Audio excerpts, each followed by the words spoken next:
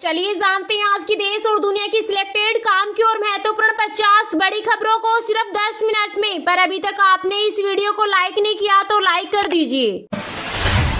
भारत जोड़ो न्याय यात्रा के दौरान कांग्रेस नेता राहुल गांधी ने प्रधानमंत्री नरेंद्र मोदी की जाति को लेकर साधा निशाना। कहा वे स्वर्ण जाति में पैदा हुए और पीएम बनने के बाद अपनी जाति को ओबीसी में करवाया रजिस्टर्ड। दिल्ली नोएडा बॉर्डर पर रोके गए किसान संसद भवन का करेंगे घेराव। प्रदर्शनकारियों और पुलिस के बीच धक्का मुक्की, हिरासत में लिए गए कई अन्नदाता।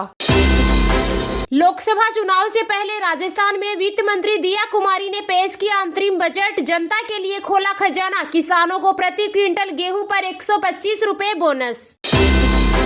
आरबीआई की मॉनेटरी पॉलिसी के ऐलान के बाद शेयर बाजार भारी गिरावट के साथ हुआ बंद। बैंकिंग, एफएमसीजी स्टॉक्स में हुई मुनाफा वसूली। केंद्रीय एजेंसियां मेरे खिलाफ ऐसे तैनात जैसे मैं सबसे बड़ा आतंकी हूं। ईडी द्वारा चल रही जांच पर बोले दिल्ली के सीएम अरविंद केजरीवाल। राजस्थान बजट से जनता की हुई बल्ले बल्ले, युवाओं को भी मिलेगा फायदा। 70,000 पदों पर निकलेंगी भर्ती। पूर्व प्रधानमंत्री एचडी देवेगौड़ा ने राज्यसभा में कांग्रेस अध्यक्ष मल्लिकार्जुन खड़गे से पूछा सवाल। कहा, क्या आप इस देश के पीएम बनना चाहते हैं? क्या कांग्रेस इसे बर्दाश्त कर पाएगी? कृपया मुझे बताएं, मैं कांग्रेस को जानता हूं। होम लोन नहीं होंगे महंगे, आपकी ईएमआई भी नहीं बढ़ेगी। ब्याज दरों में लगातार छठी बार भी नहीं हुआ कोई बदलाव। आरबीआई ने रेपो रेट 6.5% रखी बरकरार। राहुल गांधी के पीएम मोदी के ओबीसी वाले बयान पर सपा मुखिया अखिलेश यादव ने दी प्रतिक्रिया। कहा, मैं बस इतना कहना चाहता हूं कि कुछ लोग सिर्फ सर्टिफिकेट से पिछड़े होते हैं, जन्म से नहीं। आरबीआई गवर्नर शक्तिकांत दास बोले 2024 में महंगाई में और कमी आने की उम्मीद। इन्फ्लेशन 4% लाने का रखा लक्ष्य।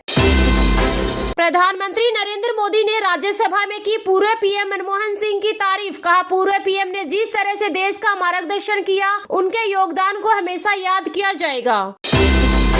अंतर्राष्ट्रीय मुद्रा कोष ने चीन को लेकर दी बड़ी चेतावनी। कहा, भारत को छोड़कर चीन से दोस्ती बढ़ा रही मुइज़ सरकार। नोएडा में किसानों का हल्ला बोल, दिल्ली जाने वाले रास्ते को किया बंद। किसान मुआवजा, नौकरी सहित कई मांगों को लेकर कर रहे प्रदर्शन। वित्त मंत्री निर्मला सीतारमण ने लोकसभा में भारतीय अर्थव्यवस्था पर श्वेत पत्र किया पेश। कहा, यूपीए सरकार को अधिक सुधारों के लिए तैयार। एक स्वस्थ अर्थव्यवस्था विरासत में मिली, लेकिन अपने 10 वर्षों में इसे निष्क्रिय बना दिया गया।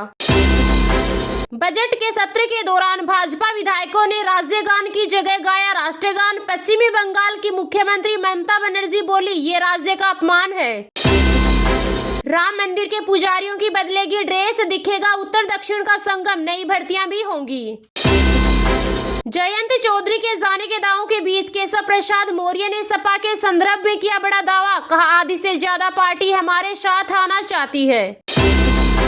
मोदी सरकार के खिलाफ ब्लैक पेपर लाई कांग्रेस। मल्लिकार्जुन खड़गे बोले, देश में लोकतंत्र को खतरा है। उन्होंने कांग्रेस की कई सरकारें गिराई, वे लोकतंत्र को खत्म कर रहे हैं।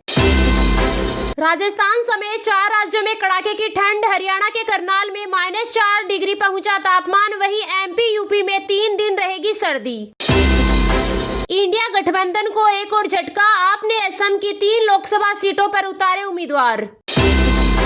पूरा का पूरा कश्मीर भारत का हिस्सा था और रहेगा। यामी गौतम की आर्टिकल 370 का दमदार ट्रेलर हुआ रिलीज। उत्तराखंड विधानसभा में यूसीसी बिल हुआ पास। लिव इन में रहने के लिए रजिस्ट्रेशन कराना होगा जरूरी। ऐसा नहीं करने पर 6 महीने की होगी सजा। जयंत के एनडीए में शामिल होने की अटकलों पर स्वामी प्रसाद मौर्य का बयान। कहा, किसी को अगर झूठ बोलना है तो उसे बीजेपी से सीखना चाहिए। बीजेपी झूठ बोलने में माहिर है। पीएम मोदी अमित शाह और जेपी नड्डा से मिले बिहार के सीएम नीतीश कुमार। बोले, अब कहीं नहीं जाएंगे। लोकसभा चुनाव के लिए सीट शेयरिंग पर बात नहीं।